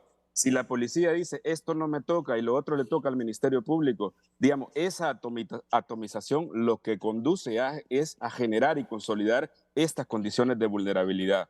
Quiero aprovechar también, Renato, para decir que todo el tema de la gestión pública en materia de derechos humanos, tenemos información que en términos presupuestarios en este próximo año va a estar peor que el año presente. Es decir, todas estas dificultades que no se tienen recursos para proteger defensores, para desarrollar una política integral en materia de derechos humanos, pareciera que no está constituyendo prioridad en este caso. Y quisiera decir que en relación a estos señalamientos que hay de personas en particular en este caso, sí, del señor alcalde Adán Funes, pero no solo es el señor alcalde Adán Funes, son las estructuras que están operando con colaboración de actores estatales. Quiero cerrar de manera contundente en esta parte. No puede operar el crimen organizado como opera en el Valle de Laguán si no es con colaboración de actores estatales. Y esta colaboración puede ser por comportamientos activos, es decir, porque se involucran directamente, o por omisión dolosa, es decir, comprendiendo, sabiendo que están operando. Y esto lo que finalmente coloca es una situación de orfandad a los defensores y defensoras, a desafiar, a presentarse como héroes y como mártires. Y no es eso lo que debemos tener en este país. No podemos seguir repitiendo estas cosas. Tampoco, Renato y teleauditorio, podemos estar diciendo que cada vez que se produce un crimen, nosotros no tenemos una institucionalidad en la que debemos confiar. ¿Qué va a cambiar después de este crimen? Pareciera que en todos los hechos de crímenes de impacto tenemos que pedir comisiones internacionales. Yo hago un llamado al fiscal Joel Zelaya, que se ponga a prueba, que identifique. Nosotros nos hemos reunido un par de veces con él, identifique los casos emblemáticos, vaya a fondo. ¿Por qué este tipo de casos se mantienen, digamos, en una diatriba, en un estira y encoge, y nunca terminan con requerimientos fiscales en contra de los actores de peso, los que están detrás de este crimen? Hay capacidad de investigar en este país. Se probó en el asesinato de Berta Cáceres. Ahí se identificó autores materiales, autores institucionales y autores intelectuales. Lo que hace falta es voluntad política para eso. Y eso nosotros llamamos a la actual administración. No entiendan como crítica esto, entiendan su responsabilidad de ser coherentes con un pueblo que está necesitado de cambio. Desde 2021 nosotros esperamos que el proceso se iba a invertir, pero no lo tenemos hasta ahora. Entonces, ojalá que sobre la sangre derramada del compañero Juan López emerja una situación distinta desde el Estado, porque desde las organizaciones sociales estamos comprometidos a seguir impulsando el cambio que necesita este país. Gracias, Víctor Fernández. Secretario de Recursos Naturales y el Ambiente, Luqui Medina, en comunicación con Frente a Frente. Luqui, adelante. Reina Rivera, mensaje final. Mensaje final. 3 cosas. Fortalecer el mecanismo de protección. No puede ser que el 83%, de acuerdo a una investigación que hizo Contracorriente, de los recursos que recibe el Estado para protección de defensores se vayan en 6 casos. Por lo menos 2 de ellos son casos que involucran a personas que están, casos del pasado entendemos, pero que están en posiciones de poder en el Estado y que deben de renunciar a las medidas porque ellas tienen una ley específica que es del 2013 para proteger a funcionarios públicos. Necesitamos recursos realmente para la protección de defensores y defensoras. Segundo elemento, separar a toda persona que esté en posición de poder mientras se realice la investigación. Una de las recomendaciones y estándares internacionales es que se requiere cuando haya asesinatos o ejecuciones extrajudiciales de defensores y defensores, es que se pueda hacer una investigación independiente e imparcial. En el caso de Juan López pedimos que sea además internacional, pero que toda persona que está en posición de poder y cuya institución pública debe ser investigada, o la que está rectorando por lo menos, debe de ser separada del cargo. Y aquí estamos hablando particularmente de personas en la Corporación Municipal de Tocoa. Y tercer punto, Presidenta Castro, le pedimos que por favor, en nombre de los defensores ambientales de este país, los que viven y los que han partido abruptamente, Honduras ratifique el acuerdo de Escazú. Con eso. Muy bien. El ministro de Recursos Naturales y el Ambiente, Luqui Medina. Buenos días, Luqui. Muchísimas gracias, Renato. Primero quisiéramos nuevamente condenar el vil asesinato contra nuestro amigo y compañero Juan López y además también rechazar las declaraciones irresponsables y mentirosas de quienes acompañan ahí en ese foro con acusaciones que son totalmente falsas. Y hay que reconocer que este gobierno ha tenido un actuar totalmente diferente a lo que sucedió con la dictadura y nos parece lastimoso y malintencionado que en 2 horas de programa, Renato, no hayan reconocido que se cancelaron las concesiones mineras en el Parque Nacional Montaña de Botaderos, que se restituyeron los límites originales del Parque Nacional, como era una exigencia de la comunidad de Guapinol, que se haya trabajado también una ruta para la restauración de estas áreas que visitamos hace apenas una semana con el compañero Juan López, a quien le entregamos en sus manos la declaratoria de los límites del área protegida, y además que desde la NE nosotros hayamos aceptado el resultado de... Bueno, tiene problemas con la comunicación Luqui Medina. Pausa comercial. Samuel Martínez escribe: ser ambientalista y defensor de los recursos naturales tiene más seguro la muerte a que pueda ser escuchado por las autoridades. Si habían denuncias, ¿por qué las autoridades no hicieron algo por el dirigente? Muchas veces las autoridades se venden al mejor postor. Justicia, escribe el televidente, licenciado Renato. Redes sociales fue presentada por La Curazao. Credioportunidad. Cada día es una oportunidad. El programa que te da beneficios adicionales por tus compras al crédito. Hemos recuperado la llamada con Luqui, pero antes la abogada Kenia Oliva sobre lo que estaba diciendo el ministro de Recursos Naturales y el Ambiente. Mire, Renato, estas reacciones viscerales de los funcionarios y funcionarias públicas son lamentables. Lo que yo acabo de decir, lo acabo de decir con responsabilidad, Renato. Y lo acabo de decir porque tengo la documentación y estoy informada que efectivamente la Secretaría de Recursos Naturales ha permitido que la planta Ecotec siga funcionando durante 4 años sin que exista una norma que regule la emisión de esos gases. Esto no lo digo yo, lo dice la opinión técnica que está dentro del expediente en Serna, una opinión técnica elaborada por el Centro de Estudios y Control de Contaminantes CESCO. Esta opinión es del 24 de abril del 2023, pero mire que aún teniendo esta opinión técnica Ecotec y donde es claro que no existe una regulación para la emisión de estos gases, en fecha 19 de octubre del 2023, el apoderado legal de Ecotec le solicita a la Corporación Municipal de Tocoa que se haga un cabildo abierto en virtud del requerimiento a la Secretaría de Estado de los despachos de Recursos Naturales y Ambiente en un expediente que contiene la tramitación de la licencia ambiental funcional del citado proyecto.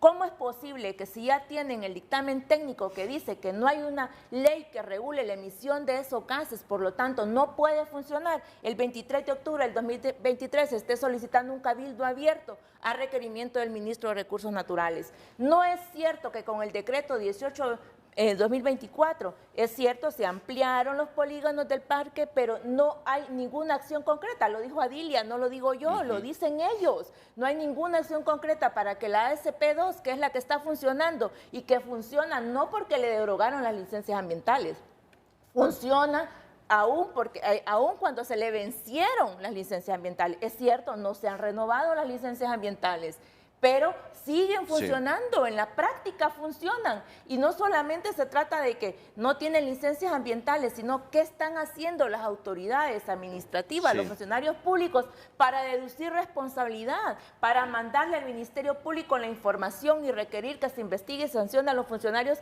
que han permitido todos estos actos de corrupción. Así que la reacción visceral que tienen los funcionarios realmente es lamentable, porque los defensores y defensoras de derechos humanos, cuando decimos algo, lo decimos con conocimiento de causa, estamos documentados, Renato. ¿Sigue Luqui ahí?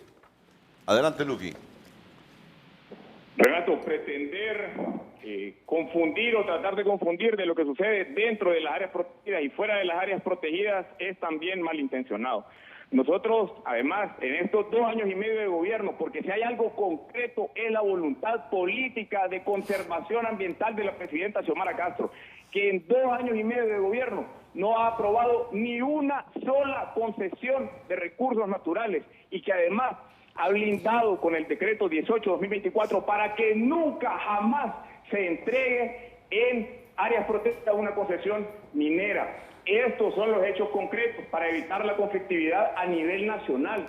Esa es la preocupación por heredar un país digno. Esa es el compromiso por el que el pueblo hondureño ha confiado en este gobierno. Y además, todos los casos han sido revisados en conjunto con nuestro interlocutor, que bueno, nos lo llevaron.